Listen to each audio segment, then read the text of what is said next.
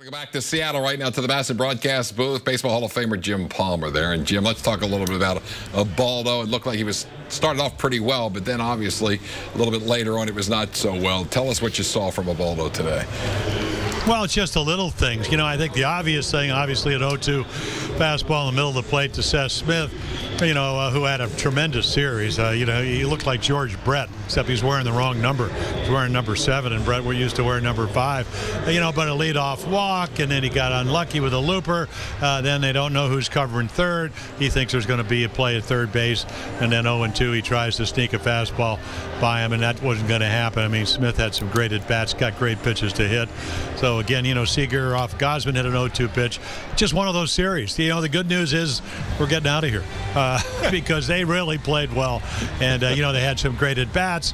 The same team that lost 6 in a row in June and only scored 17 runs. So when you don't pitch well or you don't make quality pitches or you don't make the plays, you give up the grand slam and you figure veteran pitcher, okay, we'll keep it there, and then a leadoff walk again to Gutierrez 2 innings later, in the 5th, and then they get a couple more runs, and this was a whole 4-game series of, okay, we're back in the game, but we're really not because the pitching just was very inconsistent.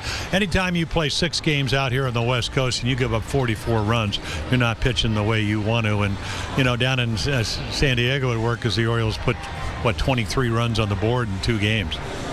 Jimmy, talk about pitching the way you want to. I've got to look at Seattle and say maybe they are the ones who pitch the way they want to. I go back to the 7th inning of the ball game, and we've got 2 men on base, and we got the core of our lineup coming up, and now it's a 2-run ball game. What happened to the best hitters, Machado, Davis, and Scope, and everything? They could have really turned this whole game around for us. Well, but 2 nights ago, he came in and struck out the heart of the lineup again. Diaz, if you're going to draft in the 3rd round, it's the kind of guy I want. Throws 100. And then you teach him the slider. And that's what the first 2 pitches were. He came in, he looked a little bit hittable. He got a little bit behind.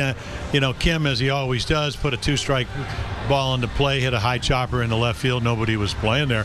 So all of a sudden, and then Trumbo hit a ball that almost looked like the shortstop dove out of the way. I think it took a little bit of a bad hop, hit it real hard, and you figure this guy's hittable. But then again, when you can bring in a young kid at 22 who throws 100, and that's what he did, 299 today, and then you can teach him a slider.